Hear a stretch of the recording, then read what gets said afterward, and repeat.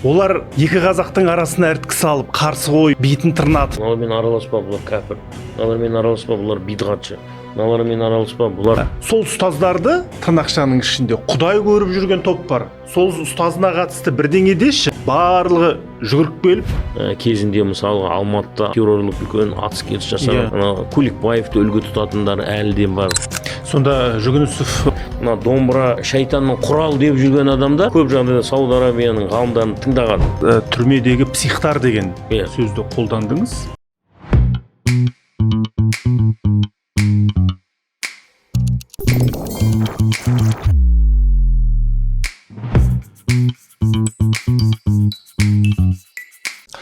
Бұл Ербол Сейілханның YouTube арнасы. Алдымен арнамызға жазылып, лайк басып, пікір білдіріңіздер, және арнамыздың қоңырау түймешесін басуды ұмытпаңыздар. Себебі сіздерден қолдау керек және молдау керек. Ал бүгін Ерболдың арнасында елдің сөзін айтамын деп біздің тұрақты сарапшымыз, исламтанушы, теолог Асқар Сабдин мырза келіп отыр. Ассалаумағалейкум. Уалейкумассалам. Қалыңыз қалай? Рахмет, бәрі жақсы. Жақсы.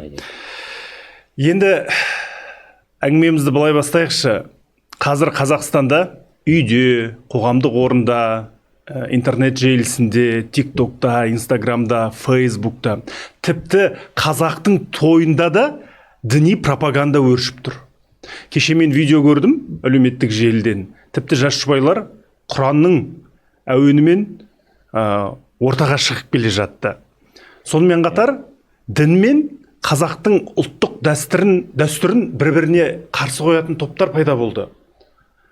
Олар екі қазақтың арасына іріткі салып, бір-біріне айдап салып, қарсы қойып, бетін тырнатып.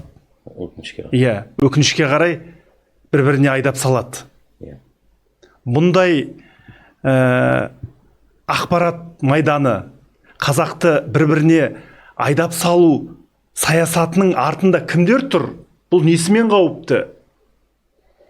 Жалпы біз көп ұлтты, көп дінді елміз. Бізде 130-дан астам этнос бар.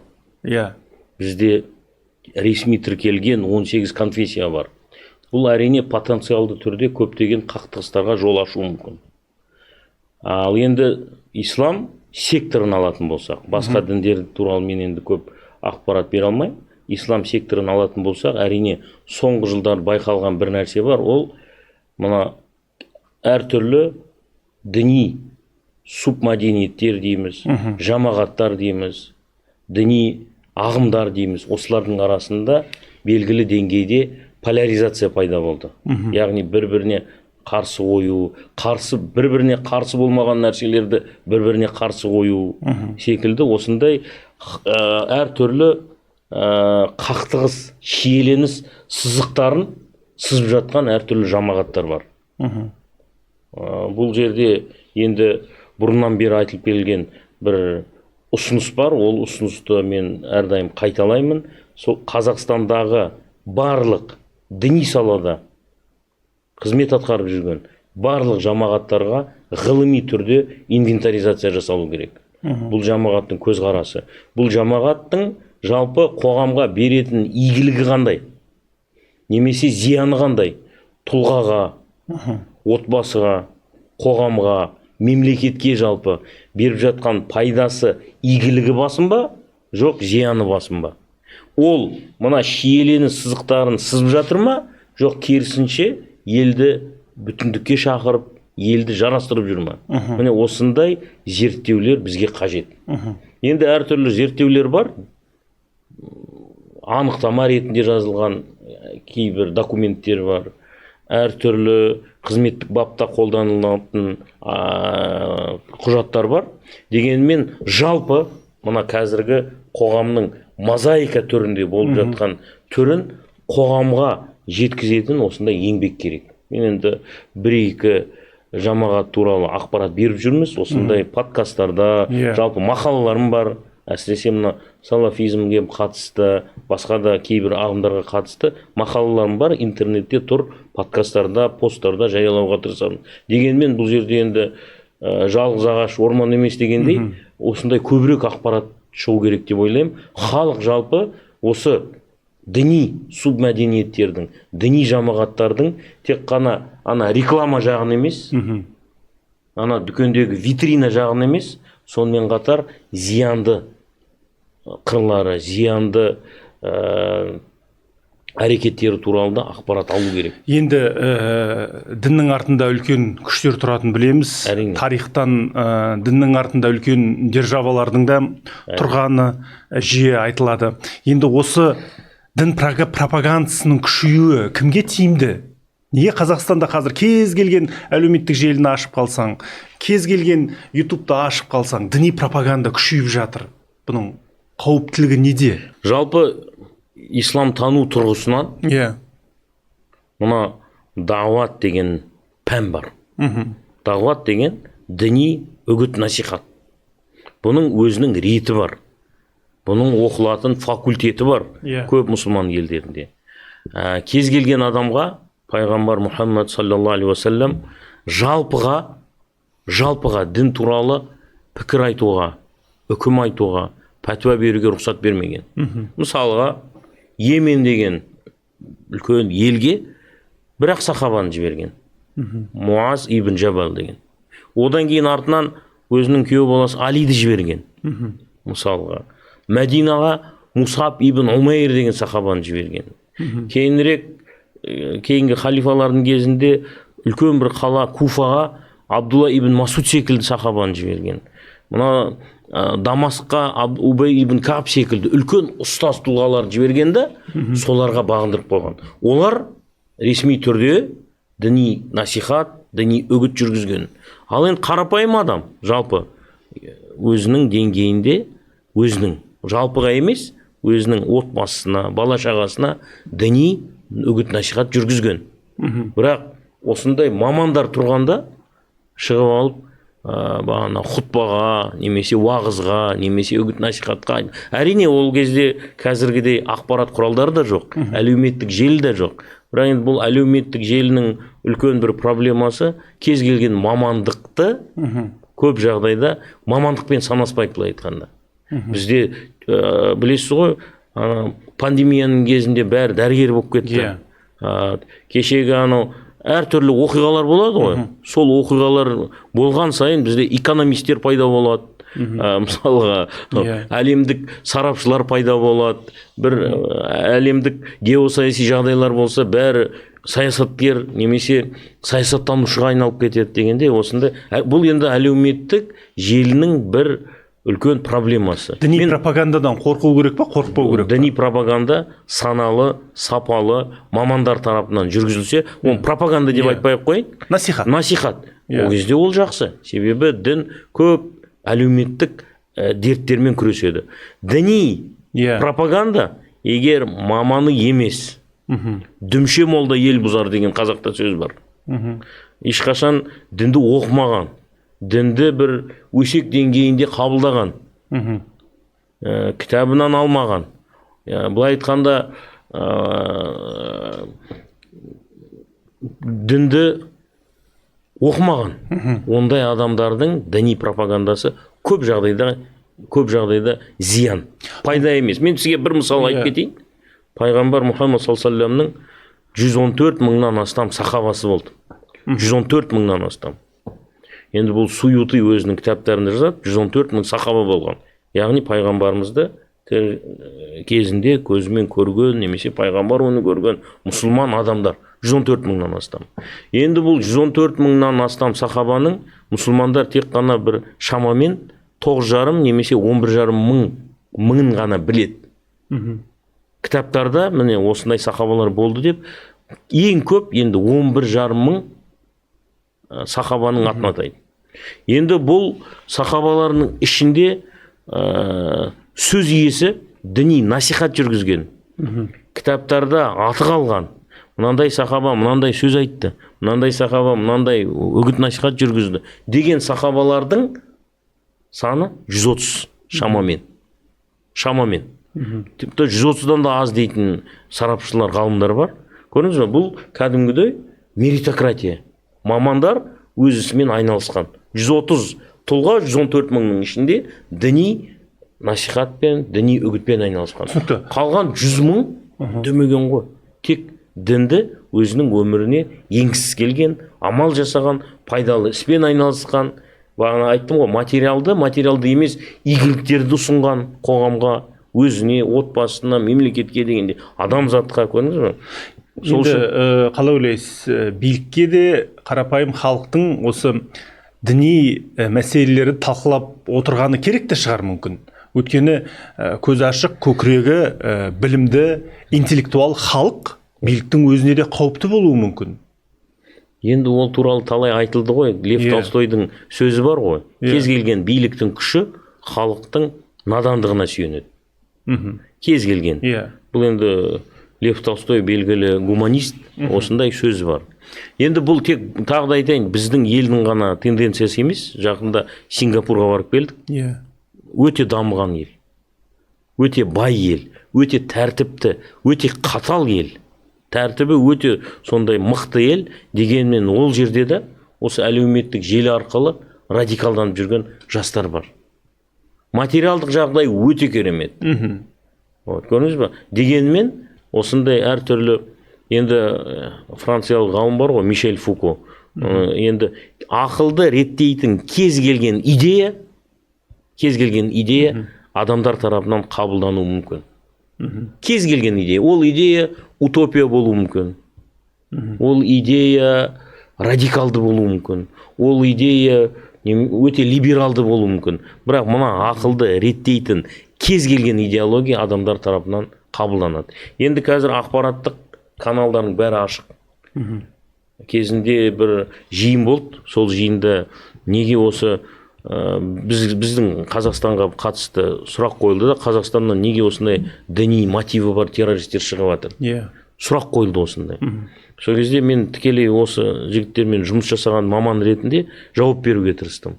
Тура сол секілді Батыс Европадан да көптеген содырлар бағана тыйым салынған террористік ИГИЛ ұйымына қатысты. Тіпті Батыс Европадан ИГИЛге қатысқан азаматтардың саны Батыс Европадан көп, Батыс Африкадан көп деп жауап бердім. Мәселе бұл жерде әлеуметтік жағдайда, материалдық байлықта емес. Енді білесіз, Усама бин Ладен миллиардер. Мысалға, Оксфордта оқыған. Не жетпеді оған?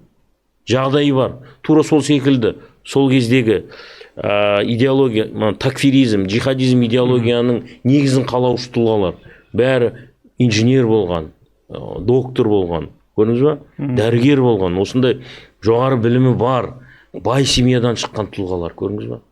Усама бин Ладен енді оның бір мысалы ғой. Дегенмен оған не жетпеді?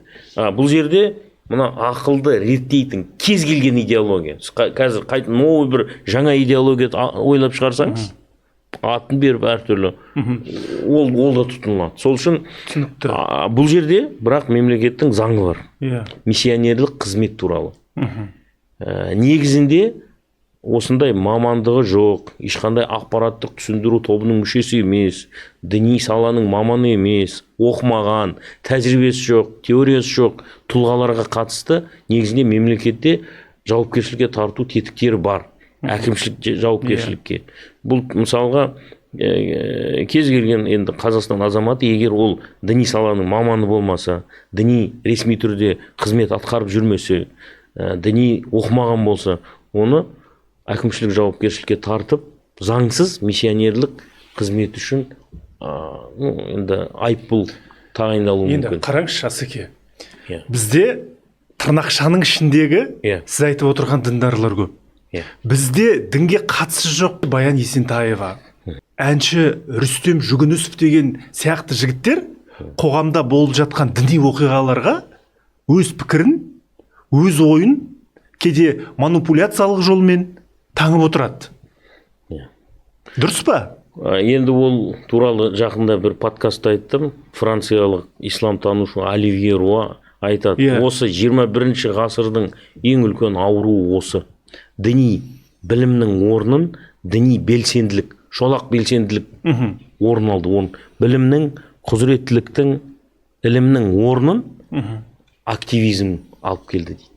Активизм деген белсенді болсаңыз болды. Сізді молда, ғалым деп есептей береді. Қазір бізде девальвацияға ұшыраған бір сөз бар Қазақстанда. Мен енді саналы түрде ол сөзден қашуға тырысам, олай атамаңыздар деп мені. Тек кейбір кезде ғана рұқсат беремін. Ұстаз деген сөз. Ұстаз деген өте ұлағатты сөз, өте керемет сөз. Елге бағыт бағдар беретін, Ахмет Байтұрсынов секілді тұлғалар нағыз солар ұстаз. Бірақ қазір екінің бірі ұстаз. Елге ақыл насихат айтады, пропаганда жүргізеді. Көп жағдайда дөрекі, көп жағдайда діннің нормасына сәйкес емес. Бір ғана кейс талқылайықшы. Әнші Рүстем Жүгінісов Ақтөбедегі оқиғадан кейін жаңағы сол жердегі молда бойжеткен қарындасымызға бір күндік неке ұсынды, уақытша неке ұсынсын. Содан кейін ол Рүстем Жүгінісов өзінің пікірін жариялады әлеуметтік желіде. Қыздарға мешітке бармау керек, жалғыз жүрмеу керек. Молда емес ол. Ол молда емес. Ол біріншіден енді деректер ашық қой, фактілер. Ол жігіт өзі шамалы психологиялық тұрғыдан ауытқуы бар, ауру жігіт. Кезінде сотталып шыққан, сау емес деген ақпараттар көп. Бұл жерде бірнеше мәселе бар. Біріншіден, сол әнші секілді көптеген тұлғалар әкімшілік жауапкершілікке тартылды. Сол әншінің өзі, Жүгінісовтың өзі былтыр осы Астана қаласында заңсыз діни қызмет атқарғаны үшін әкімшілік жауапкершілікке тартылды. Істеген сонда. Сол кезде әртүрлі діни мазмұндағы маман болмай тұрып, діни ақпараттар таратқан. Ханафи мазхабы бойынша Ханафи мазхабының бізде мыңдаған маманы бар, Құдайға шүкір. Жүздеген маманы бар. Бірақ ол маман болмай тұрып, осындай Ханафи мазхабы, басқа да әртүрлі діни мазмұндағы ақпараттар таратқан. Кеше қателеспесем, тағы көп әйел алуды қолдап, соны насихаттап отыр. Енді жалпы ол әнші жігіт жауапкершілікке тартылды. Жалпы заңда тетіктері бар. Жауапқа тартам десе, билік кез келген заңсыз миссионерлік қызметті атқарып жүрген адамды жауапкершілікке тарта алады. Әкімшілік жауапкершілік, көрдіңіз бе? Егер ішінде ұлтаралық, дінаралық, жыныстық нені қоздыратын болса, алауыздықты қоздыратын болса, ол кезде қылмыстық жауапкершілікке тартылады. Енді сіз мықты теологсыз, ислам танушысыз, жаңағы Рүстем Жүгінісовтың пікірлерін тыңдайсыз, оның сөз арқылы, оның насихаты арқылы бәрін білесіз, түсінесіз. Жүгінісов қандай мазхабта? Енді мен көріп жатқан не бойынша салафизмнің ішінде қазіргі таңда мадхализм деген ағым бар. Өте сондай белсенді ағым болып есептеледі әлем бойынша. Енді Мадхали Раби ибн Хади әл-Мадхали деген осы жақында қайтыс болды. Көсемі. Негізінде бұның басы Аман әл-Джами деген діни қайраткер болған. Бұл Эфиопия жақтан, Сомали жақтан, сол Хабаш елінен Сауд Арабиясына көшкен тұлға. Бұл кезінде университетте сабақ береді, бірақ сонымен қатар Ирак, Кувейтті жаулап алады ғой. Сол кезде Ирактың билігіне такфир жариялайды бұлар. Такфир деген, бұлар мұсылман емес, бұлар мулхид, бұлар дінсіз. Сол үшін біз Америка Құрама Штаттарынан көмек сұрау керекпіз. Ирактың агрессиясын тоқтату үшін. Сол кезде бірінші көзге түседі бұл. Әлемдік әртүрлі геосаяси күштердің көзіне түседі. Көрдіңіз бе? Және бұлардың ең үлкен витринасы, біз билікті жақсы көреміз. Кез келген билікке қарсы шығуға болмайды дейді. Атақты Абдул-Азиз ар-Раис деген көсемдері бар, сол мадхалиттердің. Ол кісі айтады, тікелей эфирде кез келген елдің басшысы зинақорлық жасап, немесе басқа да тыйым салынған нәрселер жасап отырса, сен оған қарсы шықпау керек, сен оған әңгіме айтпау керек, сен оны сынамау керексің дегендей, осындай әдемі кейбір режимдерге ұнайтын не жасап қойған, витрина жасап қойған. Негізінде орталығы әрине Сауд Арабиясында. Себебі қолданылған. Не үшін қолданылған? ихван муслимин деген енді біздің Қазақстанда тыйым салынған ағым саяси діншілдер, саяси діншілдер. Солардың ықпалын азайту үшін осыларды алға шығарғанда бұларға көптеген мүмкіндік берген. Бұлар бір Саддам Хусейнге такфир жасады. Көптеген өздерімен келіспейтін елдерге табдия жасады. Яғни бұлар бидғатшылар, адасқандар. Мысалға Катар мемлекеті. Катар мемлекетінің басшысына бұлар кәдімгідей өте үлкен шабуыл жасады. Бұл патша дұрыс емес, ол деген адасқан, бидғатшы, ихваншы. Тура сол секілді Түркияның билігіне де өте көп шабуыл жасады. Көрдіңіз бе? Сонда Жүгінісов матхализм соған жақын, себебі бақытында ма? Жанында жүрген ұстаз деп атанып жүрген жігіттер сол матхализмнің идеологияларын таратып жүр. Қазақстанда көп па жақтаушылары? Әрине, Қазақстанда бар. Ресми деректер бойынша енді Қазақстан правдасына шыққан ақпарат бар. Бұрыннан бері келе жатқан 2017 жылдан бері келе жатқан ақпарат бар. 20 мыңның шамасы. Қауіпті ме?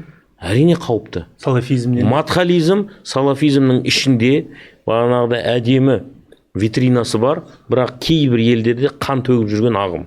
Мысалға Ливияда халифа Хафтар деген не бар, басшы бар. Кезінде Ливияда азаматтық соғыс бастаған кезде ол мүлдем Ливияда емес еді. Ол шетелде еді. Бірақ бір геосаяси күштердің ықпалымен ол кісі Ливияға келтіріледі. Және сол матхалиттер соған қол береді, баят етеді, және сол елдегі кісілерге қарсы соғысады. Тіпті кейбір ислам ғалымдарын да өлтіріп кетеді. Мысалға Надир, қалай еді аты? Надир деген ғалым болған Ливияда. Соны өлтіріп кеткен. Көрдіңіз бе? Тура сол секілді геосаяси заказға сәйкес бұл кісілер нелерін ауыстыра береді, ұстанымдарын. Негізгі бірақ көп сөздері біз президент жақсы көреміз, біз МВД-ні жақсы көреміз, біз органдарды өте жақсы көреміз. Ширма деген өте сәтті пайдаланады сол ширманы. Көрдіңіз бе? Бірақ елге келгенде іштен ірітеді. Бір, елдің салт дәстүрін жоққа шығарады.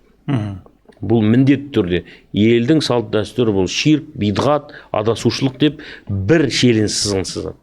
Жоққа шығарады. Елдің тарихы онда жоққа шығарады. Елдің ғұламалары оларды да жоққа шығарады. Мысалға артистің айтқан несі бар, сөзі бар. Әйел кісілер мешітке бармау керек. Бұл қайдан алынды? Мысалға, егер дінден хабар болса, пайғамбарымыз саллаллаху алейхи ва саллямның хадисі бар. Ла тамнау има Аллахил масаджида. Алланың пенделерін мешітке барудан тыймаңдар деген. Бұл жерде әйелдер туралы айтылған. Әйелдер қаласа мешітке бара берсін. Енді бұл кісілердің шамалы көзқарастары біздің қоғамға бейімделмеген. Әрине, кейін кезде тақия киіп жүр бұлардың бәрі. Кезінде тақия да кимеген. Тақия дұрыс емес. Бірақ кейін шейхтері бұл зинет, тақия деген әдемі киім. Ал Құранда болса, хузу зинатакум инда кулли масжид деген аят бар, қазір бәрі тақия киген. Бұрын тақияны да жоққа шығаратын еді. Бұл бидғат, бұл дұрыс емес. Бұл қандай тақия бұл деп көп сын айтатын еді, көрдіңіз бе? Сол үшін бұл өте сондай, мына ислам әлемінде сайқал жамағат деп есептеледі. Көрдіңіз бе? Сайқал жамағат болып есептеледі. Енді қауіпті болса неге тыйым сала алмаймыз? Тыйым салу мәселесі талай рет айтылды. Қолдағандардың ішіне мен да бармын. Себебі Қазақстандағы теракттардың енді барлығын дерлік сол сәләфи ұстанымындағы азаматтар жасады. Бұл жасырын ақпарат емес. Талай рет айттыңыз. Талай рет айтылды. Үлкен мына ақпараттық хабар сайттарына да шықты, порталдарына да шықты бұл ұсыныстар. Енді тікелей оған тыйым салмаса да, мына деструктивті діни ағым деген біздің қолданып жүрген дінтанушылық аббревиатура бар. Тіпті соны құқықтық негізін берсе, ол да бір болатын еді да. Деструктивті діни ағым. Қазір ол бізде қолданылады қызметтік салада. Деструктивті діни ағым. Бірақ заңда анықтамасы жоқ.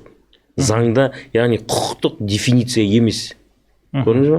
Сол үшін ресми түрде ескерту жасау қиын, себебі дефиниция емес, түсіндіңіз бе? Осындай мәселелер бар. Сол үшін бұл жерде бір енді басқа подкасттарда айтылған шығар, мынау норма шығару. Кез келген діндар адам бір әрекет жасаған кезде ол белгілі нормаға сүйенеді. Өзінің санасында қалыптасқан нормасына сүйенеді. Бұрын ислам әлемінде өте жоғары норма шығарушы тұлғаларға талап қойылған еді. Өте жоғары. Көп адамдар діни салада әңгіме айтудан сол жоғары талаптардың, жоғары шарттардың себебімен көп үндемейтін еді. Себебі ұстаздар бар, ақиқи ұстаздар, қазіргі девальвацияға ұшыраған ұстаздар емес. Кәдімгі ғалымдар болған, солар бағыт беріп отырған. Қазір бұл салафизм ағымы бұл санкциялау деңгейін түсіріп тастады. Қазір кез келген адамға айтады, мысалы салафизмнің ұстанымы сондай.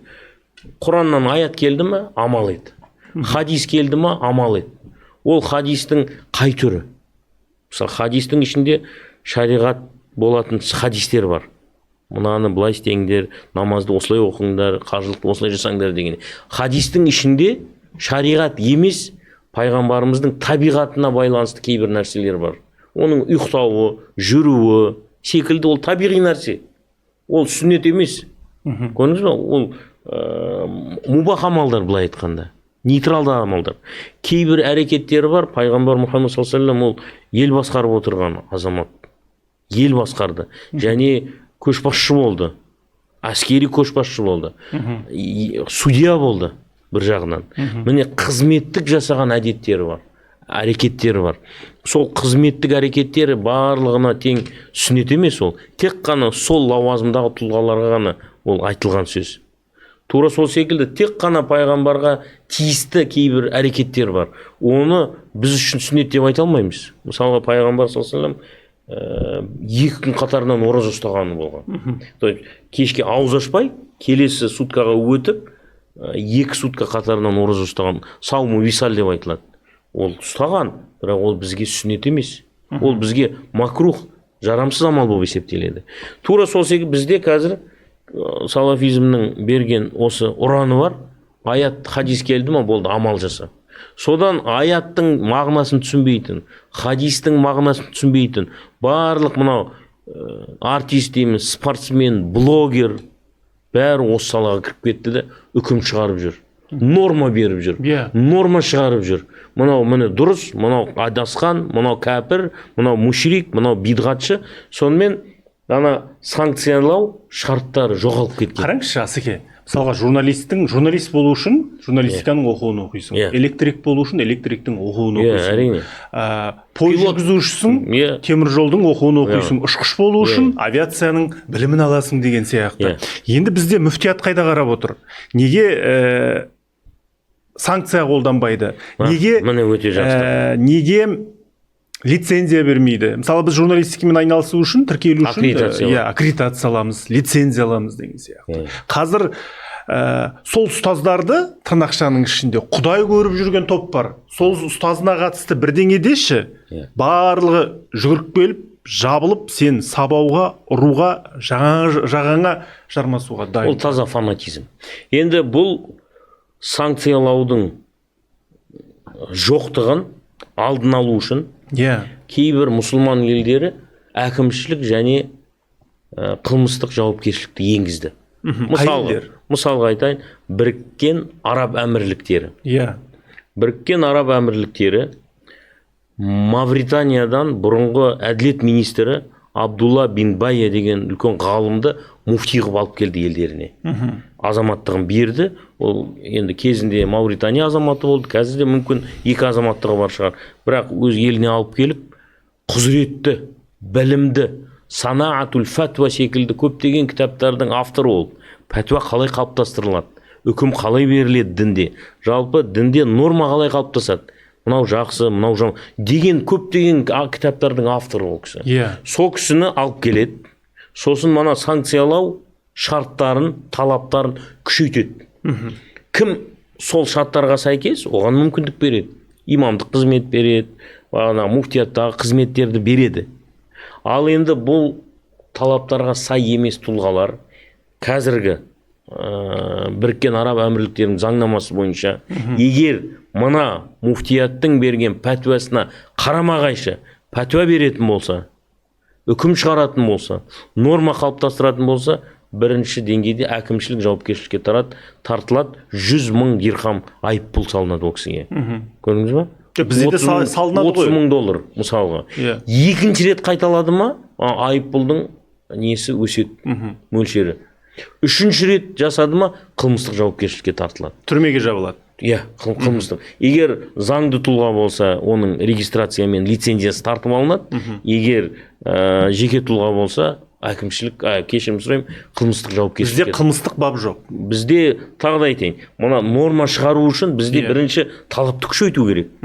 Белгілі бір кім осы елде діни тұрғыдан норма шығара алады. Іс-әрекет нормасын кім қалыптастырады?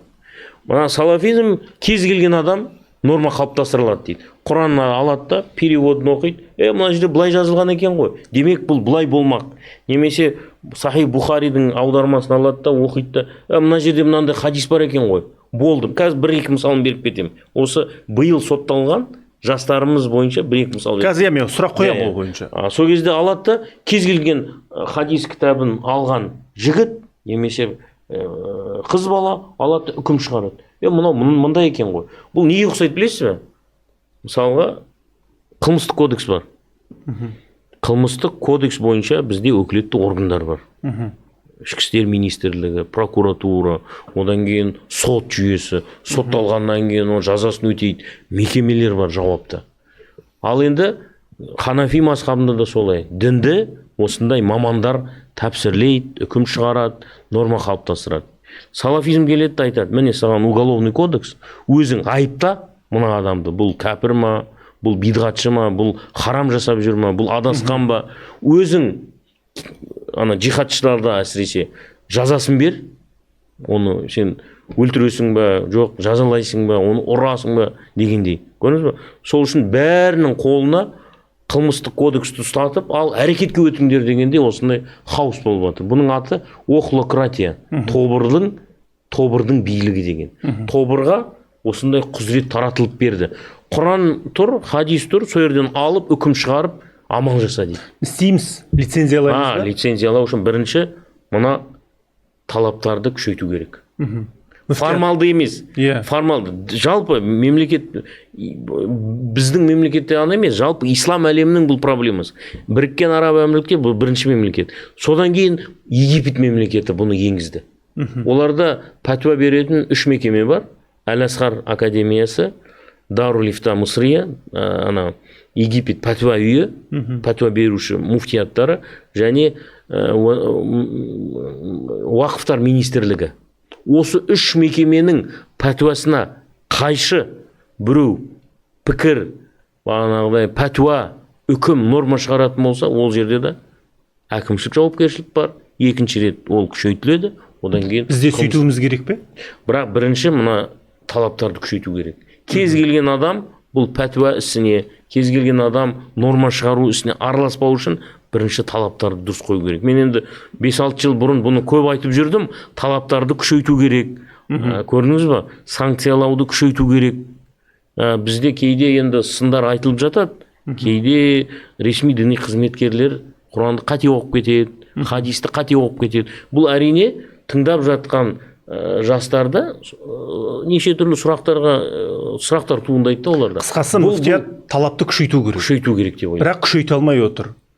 Енді күшейтеді деп ойлаймын, жалпы менің жеке ойым. Болашақта осыған барамыз біз. Себебі Біріккен Араб Әмірліктері, Мысыр осы қадамға барды.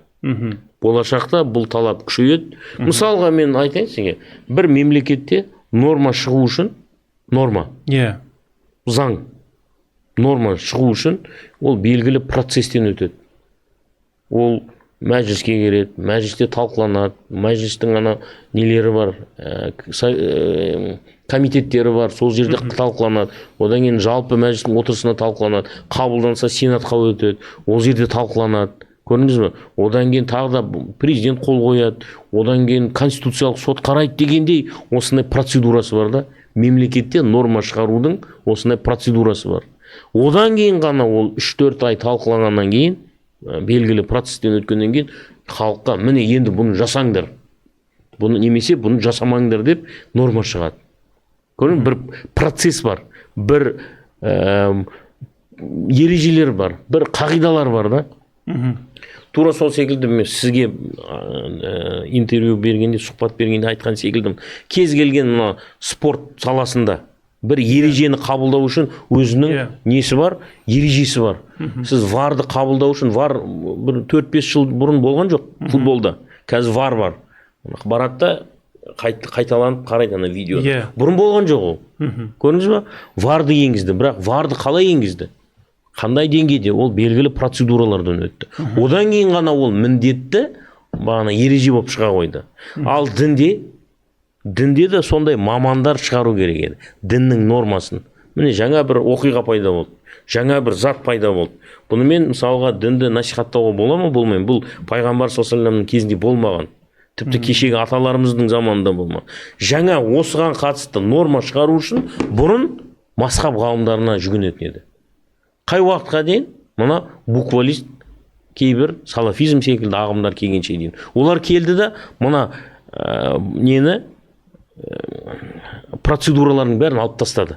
Процедураның бәрін алып тастады да айтты: міне саған Құран, міне саған хадис, кез келген. Сен сол Құранның тілін білесің бе, білмейсің бе, прямой дәлелден ал деді. Содан мына миллиондаған, миллиардтаған мұсылмандардың біразы сол дәлелге кіріп кетті. Дәлелдің не екенін білмейді. Құранның тілін білмейді, хадистің бір 4-5-еуін жаттап алған шығар, дегенмен осындай ахлократия бар. Сол үшін ислам әлемінің қазіргі ең үлкен проблемасы осы маман болмаған адамдарды, дінді осы маман болмаған адамдардан босату. Дінді осы маман болмаған ахлократияның несінен, ықпалынан құтқару, дінді құтқару тағы да айтайын. Адамдарды емес, мынау дінді мына шолақ белсенділерден құтқару. Себебі бұлар дінді өкінішке қарай осындай құбыжық ретінде көрсетіп, осындай көптеген исламофобиялық жағдайларға себеп болып жатқан осылар. Көп біздің қоғамда исламофобия болмаған. Бірақ осы шолақ белсенділердің кесірінен бізде қазір исламофобия да өршіп тұр. Түсінікті. Қазір біз енді кейстарды жеке-жеке талқылаймыз. Жаңа сіз Рүстем Жүгінісовтің матхализм ағымында жүргенін айттыңыз. Бізде салафизм... Мен енді 100% олай не істей алмаймын, бірақ ана таратып жүрген әңгімелері, соған ұқсайды. Сол матхализм ағымының ұстанымдарына әбден келеді. Түсінікті. Енді бізде салафизм бағытында жүргендер көп, радикализм үшін, осындай қауіпті ағымдарды насихаттаған үшін түрмеде отырғандар бар, Сіз түрмелерге жиі барасыз. Оларды райынан қайтару, дәстүрлі өзіміздің Абу Ханифа мазхабына алып келу жалпы мүмкін бе? Олардың миын емдеу мүмкін бе жалпы? Түрмеде не болып жатыр? Өте күрделі іс, өте қиын қызмет ол. Біреудің мына дүние танымдық парадигмасын ауыстыру өте қиын нәрсе. Жалпы біздің Қазақстандағы айтып кетейін, тәжірибеміз, Қазақстан Республикасының мына дерадикализация саласындағы тәжірибесі әлемдік деңгейде жоғары бағаланады. Біріккен ұлттар ұйымы болсын, сосын осы жақында Сингапурға барып келдік. Барлығы біздің тәжірибені жақсы деп есептейді. Себебі бізде практика өте көп. Біздің мамандарымыз өңірлерде, әрбір өңірлерде теолог, психолог, тағы да басқа мамандар бар. Кез келген террористпен кездеседі. Ешкімнен қорықпайды, ешкіммен таласудан тартынбайды, түсіндіруге тырысады, жанашырлықпен жұмыс істейді. Олар сол террористерді әлі үлгі тұта ма? Жазасын өтеп жатса да. Үлгі тұтып жүрген тұлғалар өкінішке қарай әлі де бар. Кімді үлгі тұтады?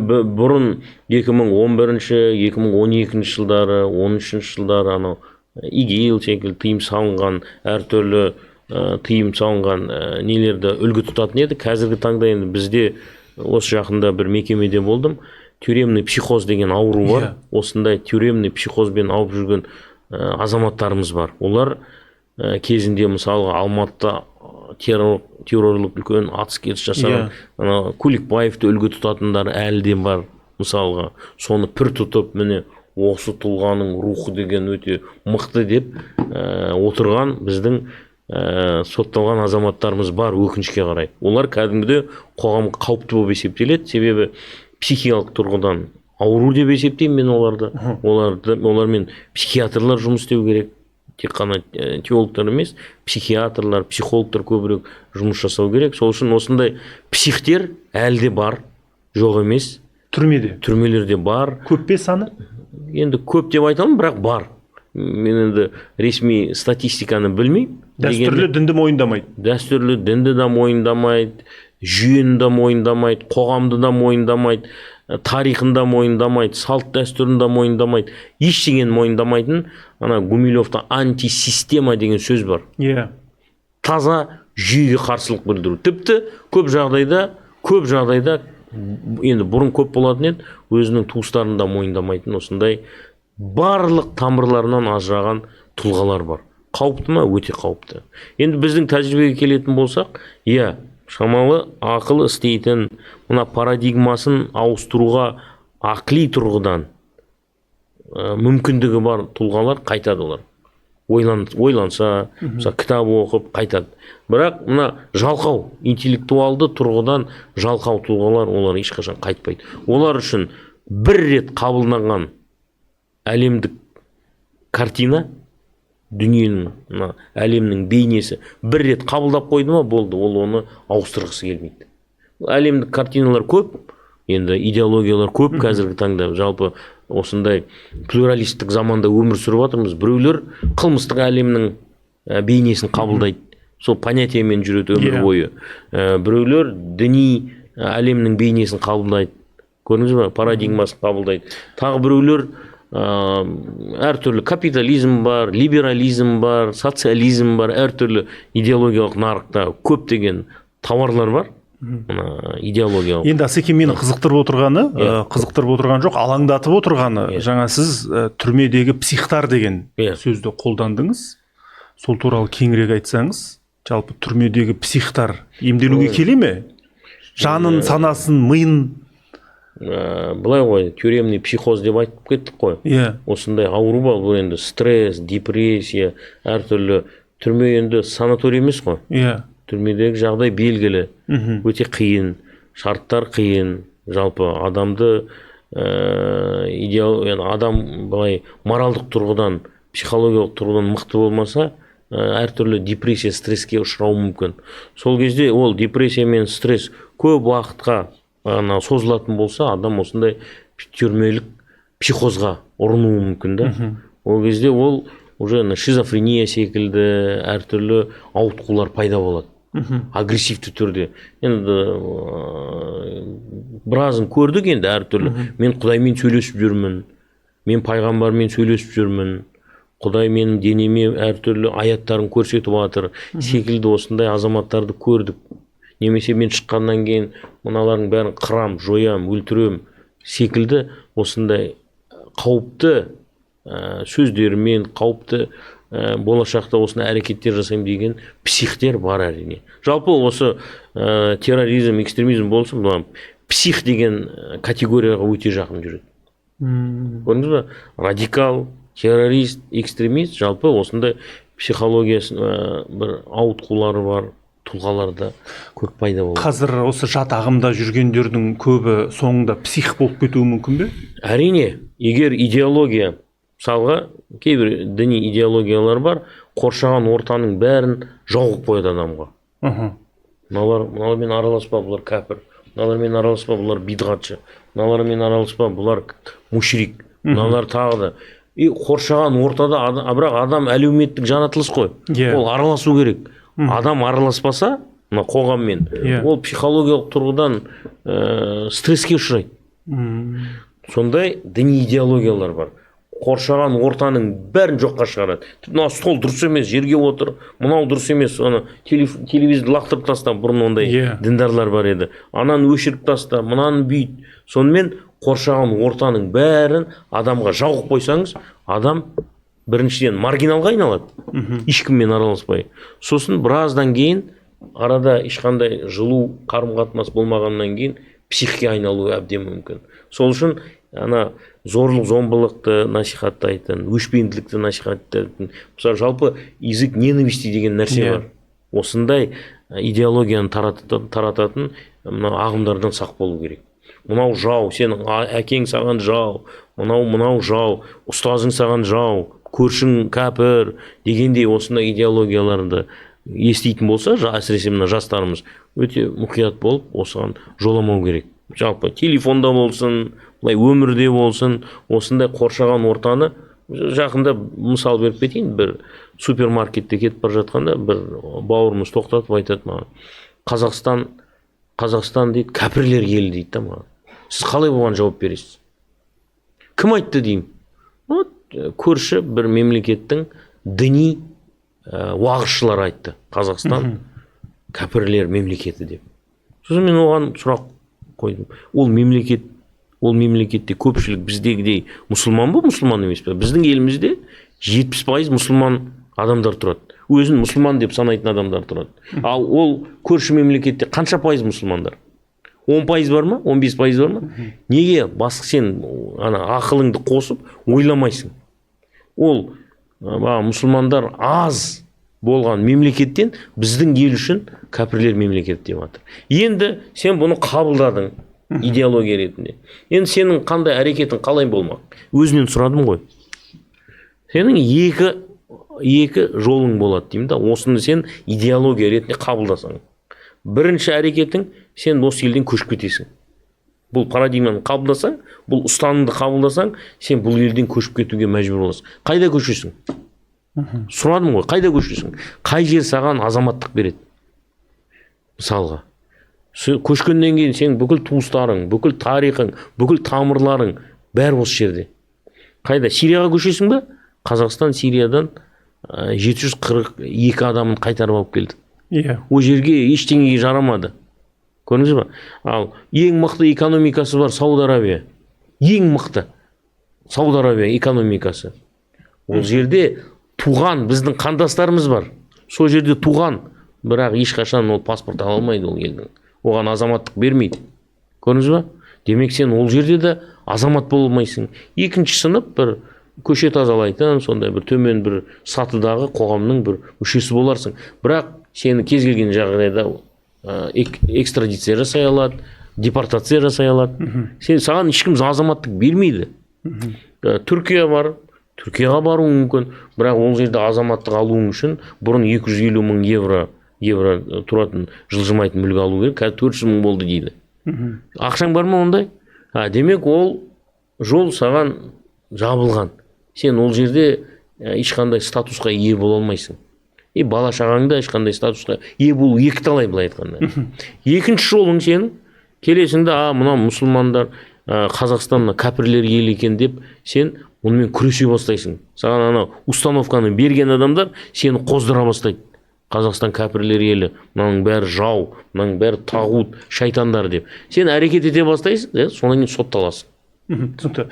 Осындай өкінішке қарай идеологиялар бар, және біздің мына жастарымыздың көп жағдайда білімі бар, бірақ ана логический цепочка дейді ғой. Бір жағын алады да ұстанымын, ол неге апаратынын көп жағдайда болжай алмай қалады. Енді қазір Асеке ми үшін күрес жүріп жатыр ғой. Ми үшін күрес. Енді жүрек үшін, ми үшін. Енді сұрақтан сұрақ туындап отыр. Жаңа Қазақстан кәпірлер мемлекеті ме деп сұраған азамат жайлы айттыңыз. Осы жақында Қазақстанға әлемге әйгілі әнші Джило, Дженнифер Лопес өзінің гастрольдік сапарымен келді.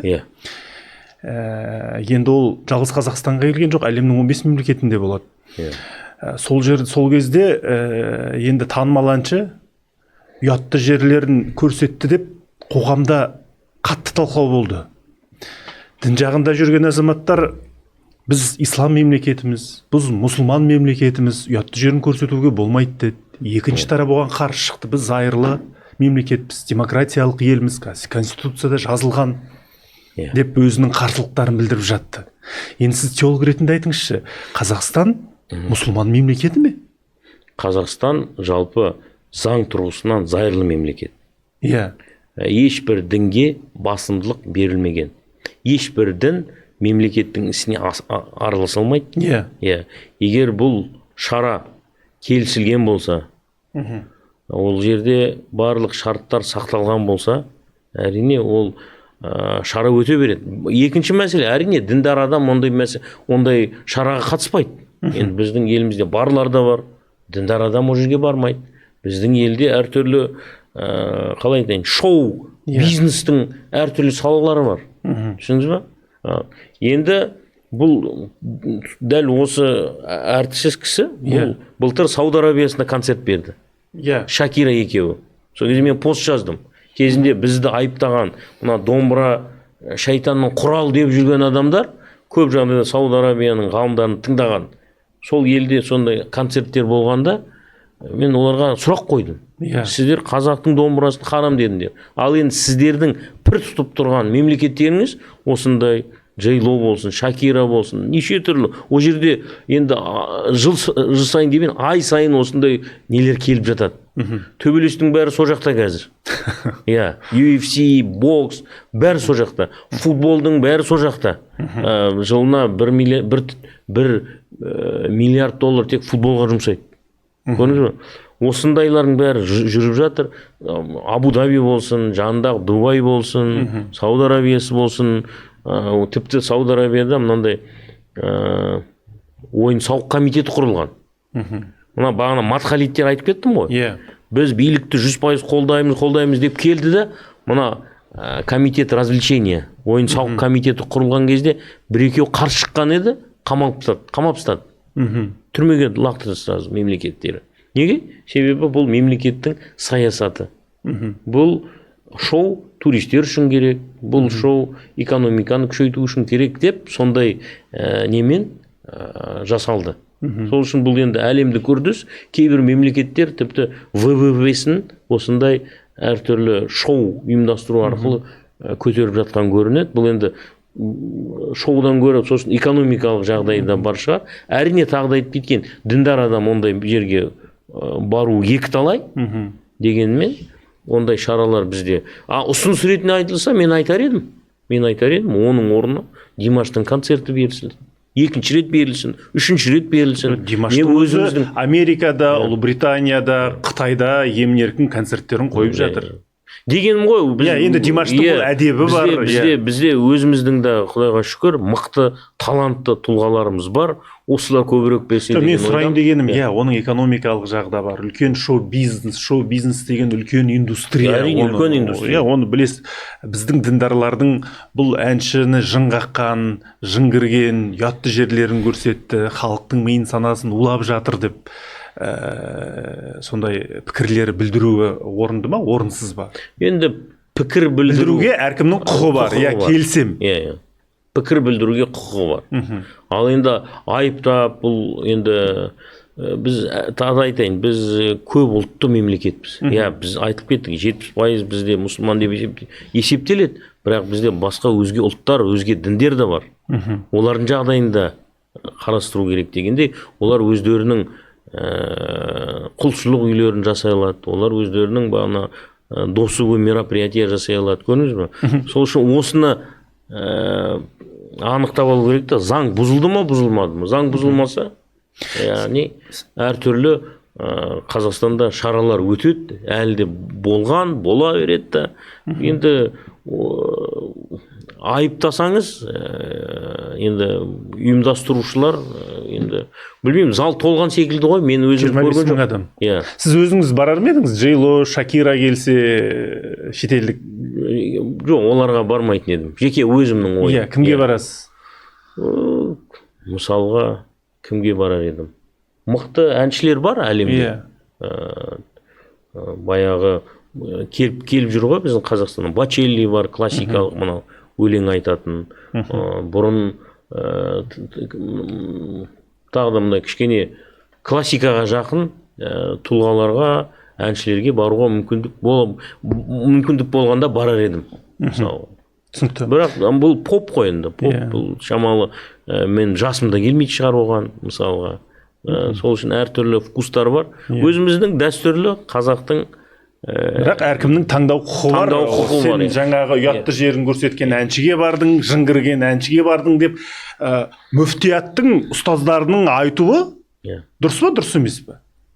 Басшылар жауап берсін оған.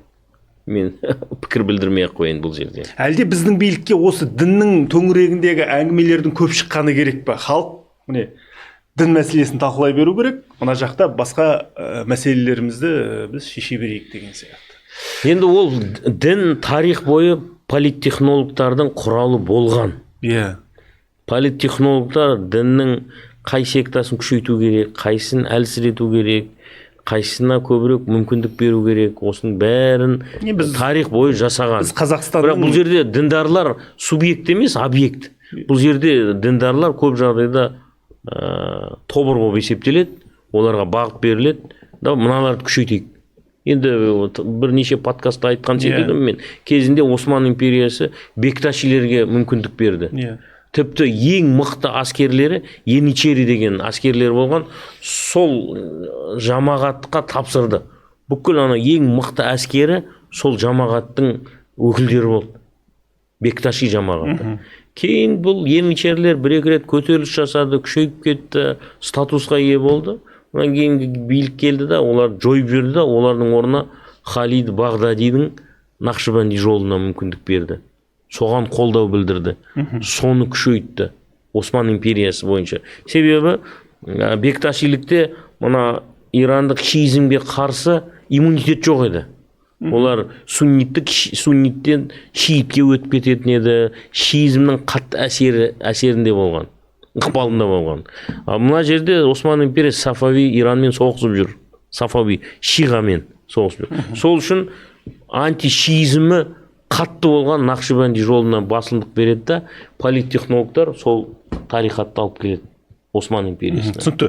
Енді біз тура сол секілді көптеген елдерде әлеуметтік инженерияда бұл жамағаттар қолданылады. Кейде анаған басылып берсе, көтерілгеннен кейін алып тастайды да, орнына тағы басқа жамағат. Біз оны Осман империясына бармай, Қазақстанның саяси тарихынан білеміз. Кейбір діни ағымдар көтерілді, кейін төмен құлдилады. Тіпті экстремистік бағытқа сотталды, түрмеге жабылды деген сияқты. Жақсы. Бұл енді политтехнология бұл. Бұл тақырыпқа бір бөлек подкаст сарнармыз. Енді тағы бір кейсті талқылайықшы. Ақтөбедегі үлкен дау. Мұсылман атын жамылған азамат бойжеткен қызға бір реттік неке ұсынды. Уақытша неке. Уақытша неке.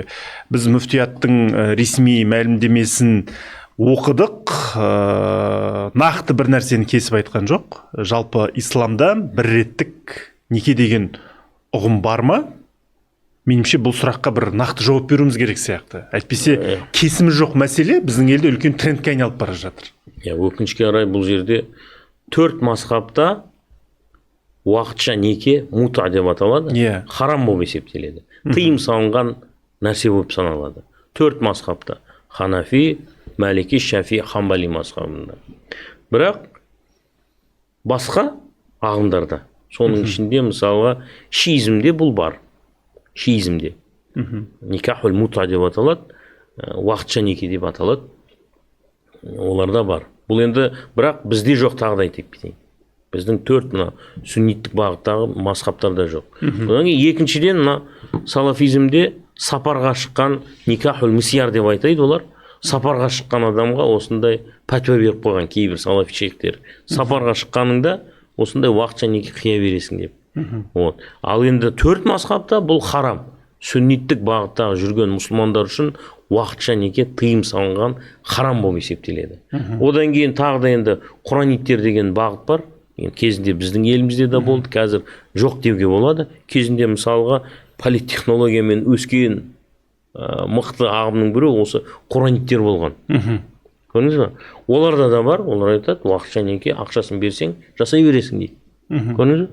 Ал енді тағы да айтып кетейін, канонды 4 сүнни бағыттағы мазхабта уақытша неке, бір реттік неке, мута некесі харам болып есептеледі. Ондай ниетпен қиылған неке зинақорлыққа жатады. Және жарамсыз болып есептеледі. Енді басқа ағымдарда айтып кеттім. Түсінікті. Енді бізде кей жағдайларда 13-14 жаста қыз балаларға балиғат жасына жетті деп неке қию әрекеттері жасалып жатыр. Біз Қазақстанда кейбір адамдардың, кейбір танымал адамдардың қызын тұрмысқа 15-16 жаста беріп жатқан фактілер бар. Ал кейбір жігіттер кәмелетке толмаған қыз баланы қалыңдық ретінде алған үшін зорлау фактісімен түрмеге тоғытып жатыр. Енді 13-14 жастағы кәмелет жасына жетпеген қыз балаларға үйлену ол зайырлық тұрғысынан ол педофилия, былайша айтқан кезде. Педофилия деп қабылданатын шығар. Ал бұл мәселеге дін тұрғысынан қалай қарау керек? Жалпы елімізде некеге тұру жасы 18 ғой. Соттың шешімімен немесе ата-ананың келісімен ол жас 16-ға дейін не істей алады? Шегеріледі. 16 жастан бастап соттың шешімімен немесе ата-ананың келісімен адамдар үйлене алады, некеге тұра алады. Ислам әлемінде барлық елдерінде осылай белгілеп қойған. 16 жас ең төмен жас. Әдейі зерттедім, себебі былтырлары Иракта үйлену минимал жасты 9-ға дейін түсіру деген бір инициативалар болды. Иракта бұны көтерген қайттан сунниттік емес, шииттік Джафари ұстанымдағы адамдар. Джафари мазхабы деген не бар, солар көтерді. Біз жасты 16-дан 9-ға дейін түсіру керекпіз деп. Бұл бірақ Ирактың тәжірибесі. Тағы да айтады, сунниттік емес, шииттік, Ирактағы шииттік бір мазхабтың ұсынысы болған. Енді олар Иракта көпшілікті құрайды, сол үшін парламентке ұсынған. Біз жасты төмен. Сол кезде зерттеген біраз. Барлық мұсылман елдерінде Ирактан тыс некеге тұру уақыты 18, бірақ соттың шешімімен немесе ата-ананың келісімімен бұл 16-ға дейін түсіре алады. Осыны. Бізде де жағдай осы заң бойынша. Бірақ кейде ата-аналар келсе, мен тіпті 14 жасар үйленген, 15 жасында үйленген таныйм.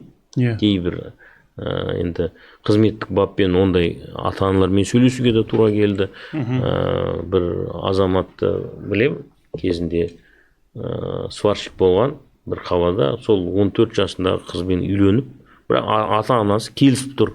Соған ешқандай шара қолдана алмадық.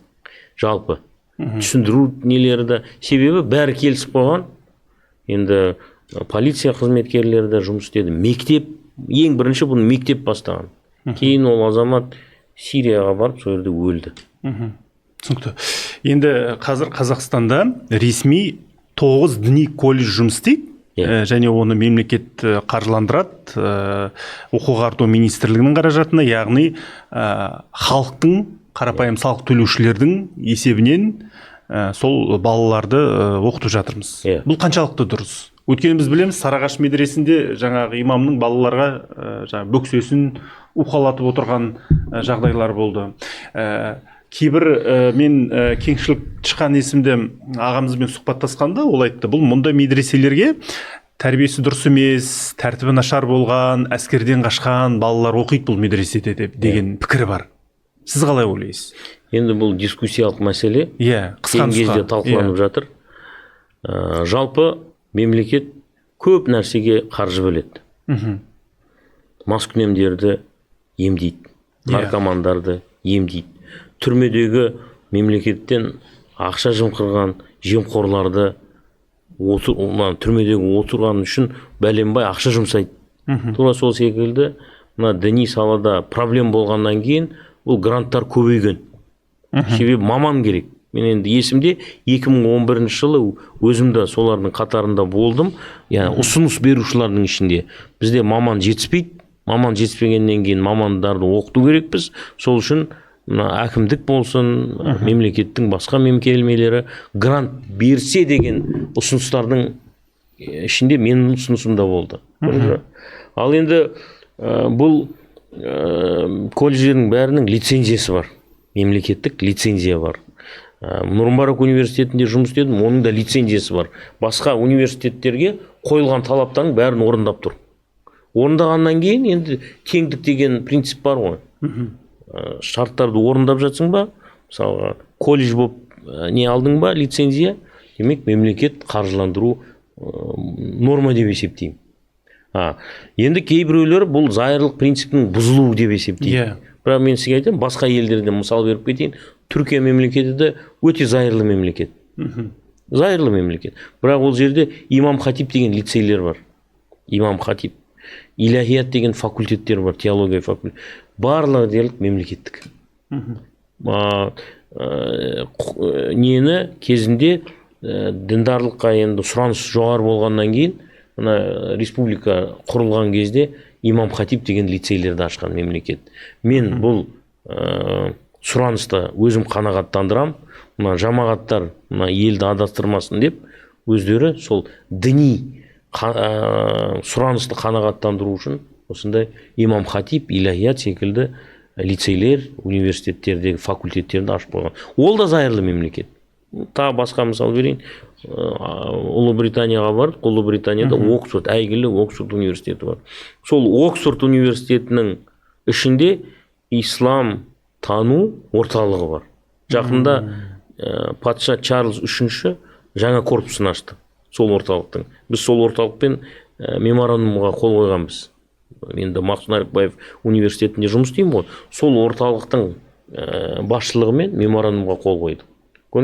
Неге? Себебі дінді қоғам итере беріп, бұл бізге жат деп итере берсе, бұл маргинализацияға ұшырайды. Керісінше діндар азаматтарды қоғаммен араластыру керек. Зайырлы орта деп жатырмыз ғой. Зайырлы ортамен араластыру керек. Ол да осы қоғамның мүшесі екенін сезіну керек. Бізде бір проблема бар да, діндарлар енді ақпараттық кокон дейді оны, кокон. Не деп айтамыз оны? Ақпараттық бір коконның ішінде өмір сүреді. Маңайдың бәрі тек діндарлар, сол діндарлардың нормасымен ғана өмір сүреді. Басқа қоғамдық страталармен, басқа қоғамдық мәдениеттермен араласпайды. Араласпағаннан кейін ол маргинализацияға кетеді. Қоғамның мүлдем қабылдамайтын әңгімесін айта бастайды. Кешегі Ақтөбедегі мешіттегі жағдайды комментарий жасаған біздің бірсыпыра белсенді діндар азаматтарымыз осы коконнан шыға алмай қалды да. Оларға ана жерде айтылады, мынаны былай болу керек деген. Бірақ қоғаммен араласпағаннан кейін осындай ақпараттық коконда өмір сүріп жүр. Бұл қауіпті, себебі бұл маргинализация. Енді сол оқшаулану, белгілі группалардың оқшаулануы. Оқшауланған сайын, мысалға, ол қақтығысқа себеп беруі мүмкін. Мен мысал беріп кетейін. Жақында Сингапурда болдық, ол жерде құрылыс фирмалары үй салған кезде квотамен үй пәтер сатады. Мысалға бір көп қабатты үй салған кезде 100 пәтер болатын болса, белгілі пайызын Қытай этносының өкілдеріне сатады. Тағы белгілі бір пайызын Малай этносының өкілдеріне сатады. Тағы да белгілі бір мөлшерін шетелдік азаматтарға, шетелден келген азаматтарға сатады. Тағы бір бөлігін үнді этносының өкілдеріне сатады. Сол кезде бір көп қабатты үйде барлық ұлттар өмір сүреді. Жұмысқа алған кезде де араластырады. Себебі араластырмаса, әрбіреу бағанағыдай поляризация болады да, бір-бірін танымай кетеді. Біз енді білесіз, болды ғой, Қордайда кейбір жағдайлар болды, есіңізде ғой, осындай геттоға айналып кетпеу керек. Кез келген осы елдің азаматы мозаиканы көріп тұру керек. Мынандай азаматтар да өмір сүріп жатыр екен ғой біздің елде. Тура сол секілді мектептерде де олар араластыруға тырысады. Таза Қытай этносының сыныптары, таза Малай этностарының сыныптарына олар қарсы. Бәрінің араласып өмір сүруіне жағдай жасайды. Енді қараңызшы, мына Ақтөбедегі оқиғаны талдап отырмыз ғой. Содан кейін мешіт қызметкерін қолдаған адамдар. Мешіт қызметкері емес ол. Ол мешіт қызметкері емес. Мешіттің ішіндегі болған жақсы, сол кісінің, жаңа айтып тұрсыз, оның ауытқуы бар, сол кісіні қолдаған адамдар да болды. Жаңа қыз өзінің видеосын жариялап жатыр, оған көшеде тиісіп жатыр. Бұл ненің белгісі? Бұл қауіпті ме жалпы? Бұл негізінде сол эмоцияның басым болғанының белгісі ғой. Бұл жерде құқықтық тұрғыдан баға берілу керек. Әрине, ер жігіттің істегені дұрыс емес. Қамауға алынды, жазасын өтейді. Бұл жерде андай не де болмау керек, қалай айтайын. ең дұрысы сол құқықтық бағаның берілуі ғой. Қалған бәрі одан көп проблема туғызды. Комментарийлер, жігітті қолдайтын комментарийлер, немесе қызға қысым жасаған, не дейді, жанында жүрді дейді, оның бәрі дұрыс емес деп есептеймін. Жалпы кез келген адам мешітке бара алады. Тіпті ол басқа діннің өкілі де болуы мүмкін. Мешітке барып, отырып, керек болса сол жердегі діни қызметкерден не сұрау мүмкін. Мен мысал ретінде кейде жазам, салафизмдағы үлкен теоретиктердің бірі Ибн аль-Қайим аль-Джаузия өзінің кітабында жазады. Пайғамбар саллаллаху алейхи вассаламның заманында Наджран христиандары мешітке келіп өзінің жоралғыларын жасаған. Пайғамбарымызға келген, сөйлескен кезде сол христиан діні бойынша кейбір құлшылықтар жасалу керек екен, соны мешітте жасаған деп Ибн Қайим өзінің кітабында жазады. Және бұл қандай толеранттылықтың деңгейін қараңыз. Ал қазір бізде тіпті сол өзіміздің мұсылмандардың мешітке келуіне осындай қарсылық білдіріп жүрген, бұл дұрыс емес, келмеу керек, бүйтпеу керек, сөйтпеу керек деген, ол тұлға ғой біріншіден. Қайда барам десе, намаз оқимын дей ма, құлшылық жасайын дей ма, оның мүмкіндігі заңды құқығы бар деп есептеймін. Жақсы, енді әңгімемізді түйіндейік. Жалпы қазақы ислам қандай болу керек? Сіз үшін шынайы мұсылманның белгілері қандай?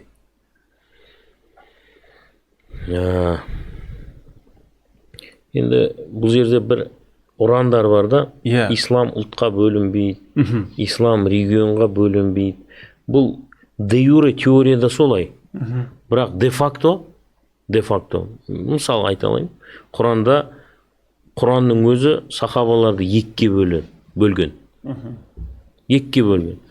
Мекке мұсылмандары, мухаджирлер, Мәдина мұсылмандары, ансарлар. Бұлар кейбір мәселелерде келіспеген. Убада ибн Самит деген ансарлардың үлкен көсемі Хазіреті Әбу Бәкірге байғат бермеген.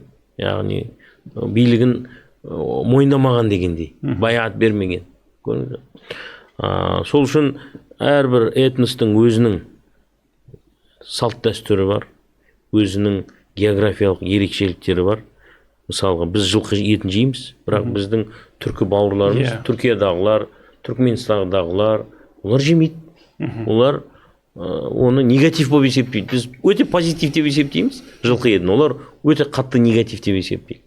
Сол үшін осындай регионалдық әртүрлі аймақтағы діннің өзінің көріністері болады. Бізге рецепт іздеудің қажет жоқ шеттен. Бізде рецепт жазылған, рецепттің үлкен ғалымдары болған, Аль-Фараби болсын, Қожа Ахмет Яссауи болсын, одан кейін Баласағұн Жүсіп болсын, Қауамаддин Итхани, Сығынақи, одан кейін көптеген ұлы тұлғаларымыз бар. Кешегі Алаш зиялыларына, қайраткерлеріне дейінгі Ахмет Байтұрсыновтың жазғандары бар дін туралы, Міржақып Дулатов бар, Мәшһүр Жүсіп Көпеев бар, Әбу Бәкір Кердері бар.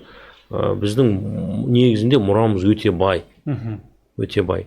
Ол жерде мысалға не бар? Мана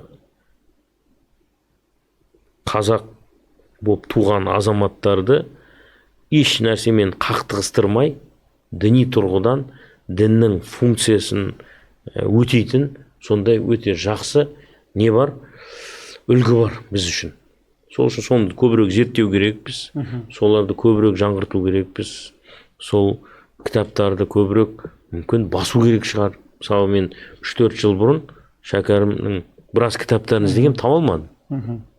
Енді кейіннен таптым, көрдім, кейбір баспалар шығарған, бірақ Шәкәрім қажы діни өте терең білімі болған кісі. Мынау кезінде енді Ресейде айтады ғой, Достоевский инженер души, рухтың инженері деп айтылады ғой. Толстойға да ондай лақап берілген. Дегенмен біздің мысалға діни тұрғыдан қазақтың рух инженері мысалы Шәкәрім қажы болуы мүмкін.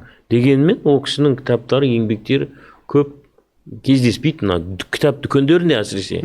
Мен арнайы Алматы қаласында ол кезде тұрдым, іздедім. Ана үлкен академ кітап, сосын анау книжный город деген дүкендер бар ғой үлкен. Солардың бәрін аралап шықтым. Сол кезде тапқан бір кітап болды. Қазақ айнасы деген мынандай жұқа кітап қана тап. Қалған еңбектерін қайда олар мысалы.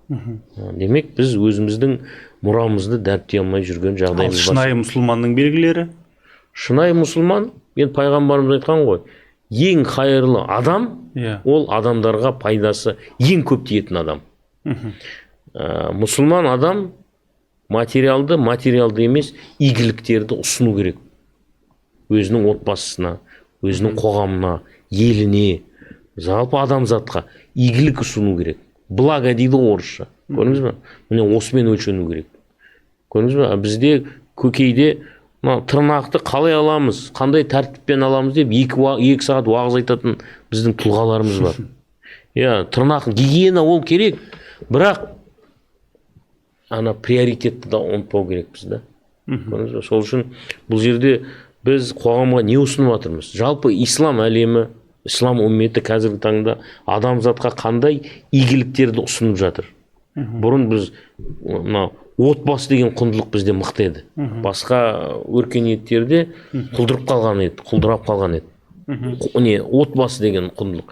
Қазір бізде де бұл құлдырап жатыр. Қазір біз оны материалды емес игілік ретінде уже ұсына алмаймыз. Бұл біздікі деп айта алмаймыз. Себебі ең көп ажырасу қазіргі таңда Мальдивы секілді кейбір мұсылман елдерінде болып жатыр. Көрдіңіз бе? Бұрын осындай бір игілігіміз бар еді. Қазір өкінішке қарай ұсынылатын игіліктеріміз көп емес. Сол үшін кез келген мұсылман басқа адамдарға пайдалы болу керек, игіліктерді ұсыну керек, материалды немесе материалды емес. Ол игілік ретінде кітап жазып шығару мүмкін, жақсы бір мақала жариялау мүмкін, немесе завод салуы мүмкін, немесе фабрика әйтеуір адамзатқа бір пайдалы, игілікті, салиқалы, жақсы іс, жақсы бір игілік ұсыну керек деп есептеймін. Мұсылмандық негізінде Мысырдың өте жақсы бір ғалымы бар, Мұхаммед әл-Ғазали. Ол кісі айтады, сауап тұрғысынан фабрикаларды салу мешіт салудан кем емес. Түсінікті. Ең соңғы сұрақ, мұсылман демекші, соңғы уақытта біз бірінші мұсылманбыз, содан кейін ғана бар қазақпыз дейтіндер көбейді. Дінді ұлттан жоғары қою дұрыс па, дұрыс емес па? Бұл енді қолдан жасалған бинарлық оппозиция деп аталады енді білімде. Қолдан жасалған дихотомия. Бұл талай айтылды подкасттарда. Соны қысқа нұсқа. Жалпы бұл екі идентичность бір-біріне қайшы емес. Бір-біріне мынау жоғарын, мынадан төмен дегендей. Бұның талай мысалдармен келтірдім. Мен бір сәтте біреудің ұлымын, және біреудің әкесімін. Менің әкемдік рөлім балалық рөлімнен жоғары емес. Балалық рөлім әкемдік рөлімнен жоғары. Және бұл екі рөл қақтығыспайды. Мен бір сәтте ұстазбын, студенттерге сабақ беремін. Бірақ кей кезде мен шәкірт боламын. Мен жақсы бір ұстаздар, ғалымдар келіп алса, мен шәкірт боламын ол кісілерге. Бұл екі рөл бір-бірімен қақтығыспайды. Тура сол секілді, ұлт пен дінді бір-біріне қарама-қайшы қою, бұл таза манипуляция деп есептеймін. Таза манипуляция. Бұл қолдан жасалған бинарлық оппозиция, қолдан жасалған дихотомия. Дінде ондай жоқ. Дінде сен мұсылмансың ба, немесе қазақсың ба деген сұрақ әбес болып есептеледі. Құдайға шүкір, Құранда айтылған, мен сіздерді ұлт тайпа-тайпа қылып жараттым. Пайғамбар болды. Бұл Құдайдың жаратылысы. Енді бұл туралы енді кейде әңгіме естиміз. Кезінде Қожа Ахмет Яссауиден сұралған секілді. Дін менің қалауым, ал ұлт ол Алланың қалауы. Алланың қалауы менің қалауымнан жоғары деген. Көрдіңіз бе? Сол үшін бұл жерде бұл екі ұғымды бір-біріне қарама-қайшы қоймау керек. Бұлар конфликттегі екі ұғым емес, бұлар қатар жүретін екі ұғым. Біздің қазіргі таңда қазақ мұсылман, қазақ коммунист, қазақ атеист деген адамдар бар. Жоқ, бұл сен мынандай болсаң, мынандай бола алмайсың деген бұл қиын нәрсе. Тура сол секілді араб әлемін қараңыз, араб мұсылман бар, араб христиан бар, араб тағы да басқа өкілдері бар, әртүрлі ұстанымдағы адамдар бар. Жақсы, 90 ауыз сөздің тобықтай түйіні бар. Түйіндейік, сүйікті, жілікті әңгімеңізге көп рахмет. Рахмет сізге де. Бұл Ербол Сейілханның YouTube арнасы. Арнамызға жазылып, каналымыздың қоңырау түймешесін басуды ұмытпаңыздар, және міндетті түрде осы сұхбатпен бөлісіңіздер, лайк басыңыздар, пікір жазыңыздар, таратыңыздар. Ерболдың арнасында әркез елдің сөзін айтайық.